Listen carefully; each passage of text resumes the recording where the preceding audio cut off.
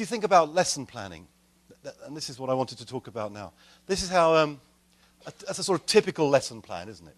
You know, you've got the textbook, so you do the 5 exercises from the textbook, a quick workbook activity, you know, by which time the students are sort of, you know, dying, you know, with boredom, completely bored, and then you asphyxiate the students completely with a grammar exercise, and so they're almost totally brain dead, and then you say, I have a song, I have a song, I have a song. Love me, I have a song, I have a song. And so what we do is we sort of, you know, strangle the students with boredom. We asphyxiate their oxygen with the workbook. We pull out their bowels with a grammar exercise, and then we resuscitate them. What I suggest you do is you do this. You start exercise 1, and then exercise 2, and they're beginning to die because you're using the wrong book. And then you feed in verse 1 of the song. Then go back to exercise 4, exercise 5. Begin the workbook. It's boring. Let's do the chorus of the song.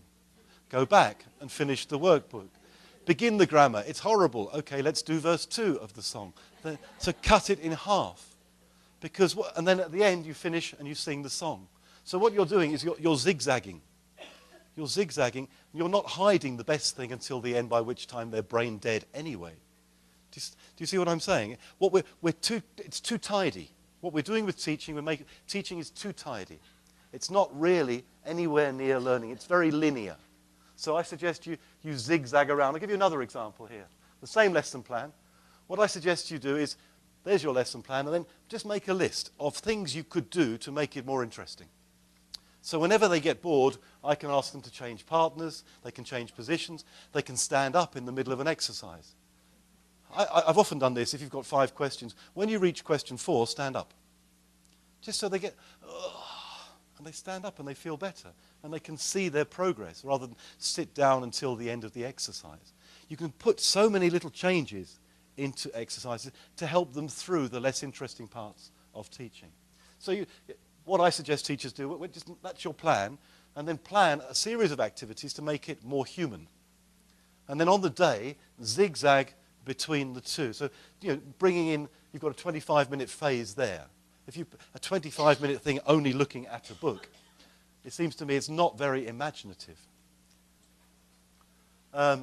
Teaching and learning. This is the most serious part of the talk. You know, in teaching, we try to be systematic. You know, we PPP. We PPP all over the place. What's PPP? Present, practice, produce, or personalize, whichever one you want. So we've got this system. So that's our systematic thing. We're linear, present tense, past tense, future tense, present perfect continuous, etc., etc., etc. So we're additive, 10 words. We'll talk about clothes. We'll do some phrasal verbs. We keep putting things in, little by little by little. That's what teaching is. Now, if you look across the other side and you compare with learning, learning is a disaster. So what I'm suggesting is I do think we have to try and make teaching a little messier. The plans I was showing you just now, this sort of plan, it's too tidy, it's too neat. You need to do this. You need to make it human. You need to bring in what's going on. You need to go back and sideways and across and down and round, not always in a straight line.